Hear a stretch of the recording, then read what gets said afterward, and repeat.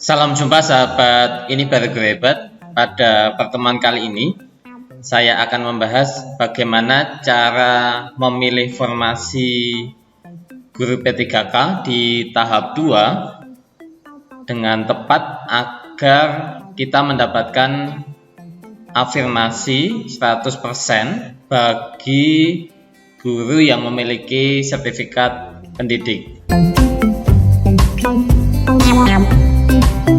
Sesuai jadwal dari Kemenpan RB bahwa jadwal untuk seleksi P3K guru tahap kedua itu akan dibuka tanggal 24 Oktober ini. Nah, ada beberapa persyaratan.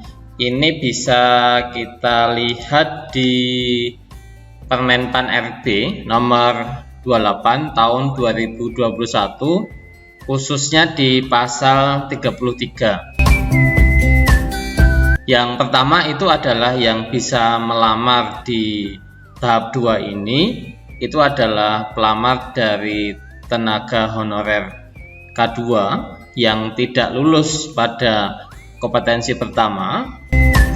Kemudian guru non ASN yang terdaftar di Dapodik yang tidak lulus seleksi kompetensi pertama.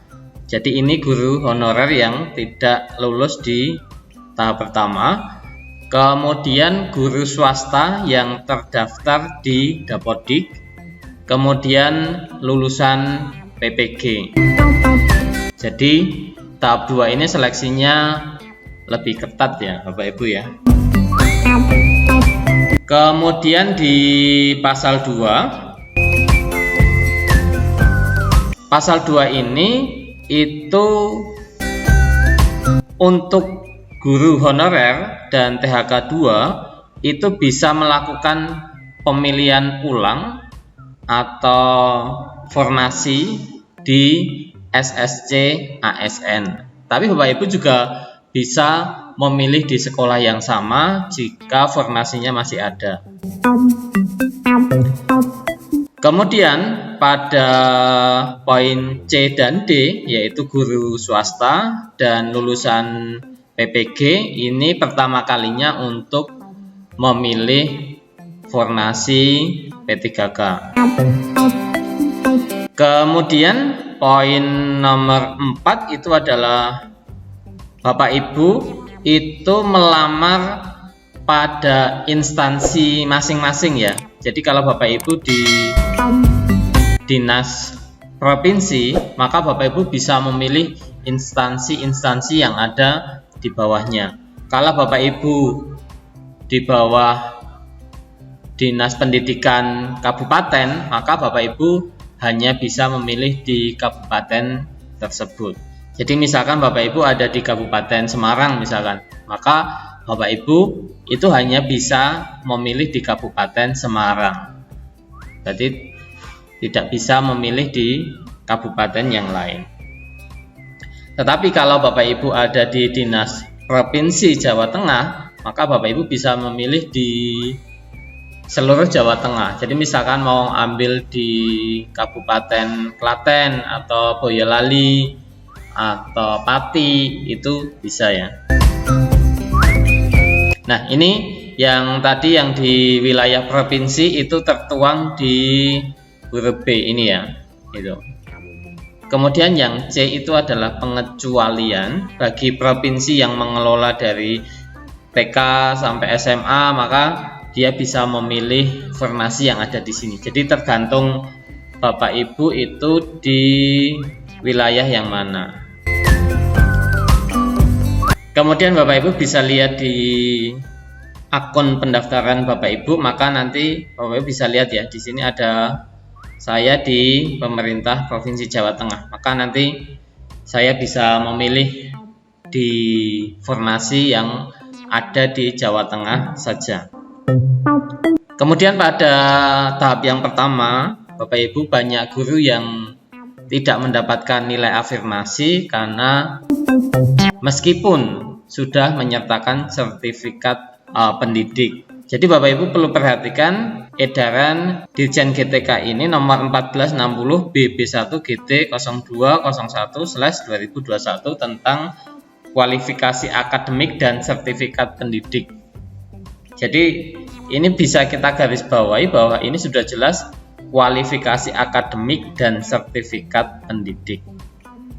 Jadi kita bisa melihat di sini Bapak Ibu, itu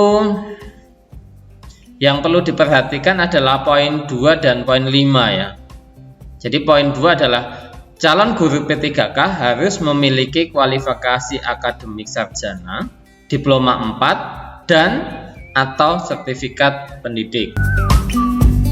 Kemudian poin 5, daftar kualifikasi akademik dan sertifikat pendidik untuk mengisi bidang tugas mata pelajaran yang akan diampu oleh guru P3K itu ada di edaran ini. Ini yang artinya bahwa poin 2 ini, kalau kita memiliki kualifikasi akademik dan sertifikat pendidik, maka ini harus linear ya Bapak Ibu ya. Kita lihat di sini ya. Jadi Bapak Ibu bisa mendaftar sesuai dengan kualifikasi akademik atau sertifikat pendidik. Tentunya sertifikat pendidiknya itu harus linear dengan kualifikasi akademik. Nah, linear atau tidaknya itu dilihat dari daftar linearitas ini ya Bapak Ibu ya. Jadi daftar linearitas ini yang perlu diperhatikan. Jadi misalkan ini Bapak Ibu itu ijazahnya adalah administrasi negara, kemudian sertifikasinya PKN, maka Bapak Ibu bisa mendaftar untuk guru kelas di SD, kemudian PPKN di SMK, PPKN di SMP dan SMA. Kita lihat saja yang lainnya. Jadi Bapak Ibu perlu perhatikan ijazah Bapak Ibu, kemudian kode sertifikasi dan bidang studi atau mapel yang Bapak Ibu bisa lamar. Jadi misalkan punya saya saja ya, ini saya search teknik elektro. Ini banyak banget ya.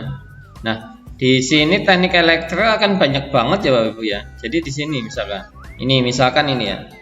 Ini jurusannya elektronika industri, kemudian sertifikasinya adalah teknik elektronika. Maka dia bisa mengambil kompetensi yang linear seperti ini. Jadi misalkan ini, bahkan dia mengambil prakarya pun juga bisa untuk jenjang SMA dan SMP gitu. Jadi biar sertifikat pendidik Bapak Ibu diakui, itu silakan simak SK kesesuaian kualifikasi akademik. Demikian informasi ini, semoga bermanfaat dan selamat berjuang di seleksi guru P3K tahap 2. Semoga kita semua dilancarkan dan Bapak Ibu semuanya itu dapat lulus. Terima kasih dan nantikan informasi-informasi selanjutnya.